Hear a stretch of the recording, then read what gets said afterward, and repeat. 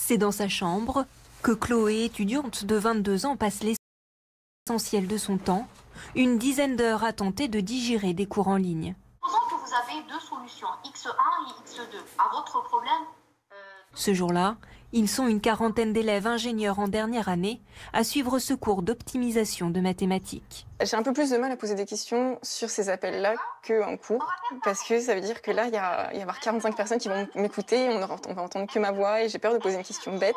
Moi, j'ai beaucoup de mal. C'est pas du tout aussi motivant que d'être en classe avec tout le monde. Là, en fait, on est juste tout seul devant notre écran toute la journée, tous les jours.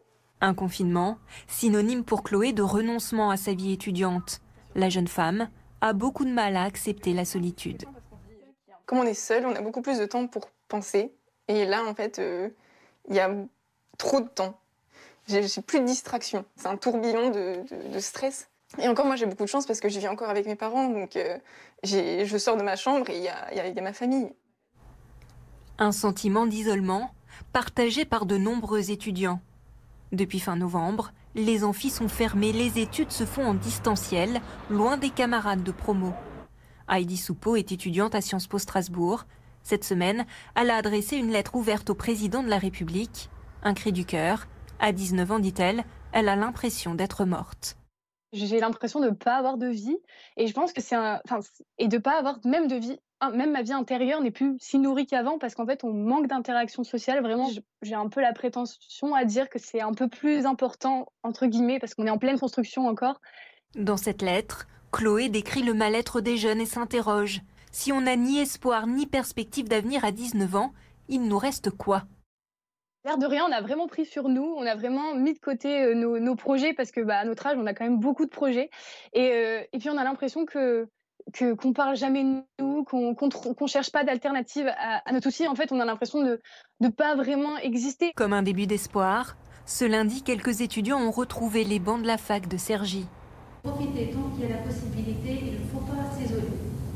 Des cours de soutien, ouverts à de petits groupes d'10 personnes maximum, des étudiants qui se sentent privilégiés.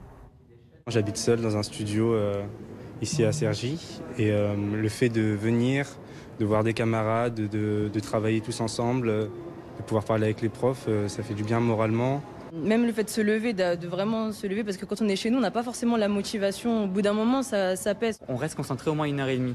Alors qu'un cours de 2 heures à la maison, au final, au bout de 30 minutes, on est déjà... on n'en peut plus, on a déjà envie d'arrêter. Dans cette université, les notes du premier trimestre montrent clairement un décrochage. Ce qui rend pour le corps enseignant la reprise des cours en présentiel indispensable, sur le plan scolaire, mais aussi sur le plan psychologique. J'ai fait passer des oraux, c'est la première fois que j'ai vu des étudiants pleurer. Et puis des messages bien plus graves qui parlent de suicide. Il y en a qui nous disent voilà, ce matin j'attendais le RER et je me suis dit que finalement me jeter sur la rame, pourquoi pas quoi. Et ces messages ils peuvent étonner, mais en fait ce sont des étudiants qui sont confrontés par ailleurs, encore une fois, à des difficultés financières, sociales, etc.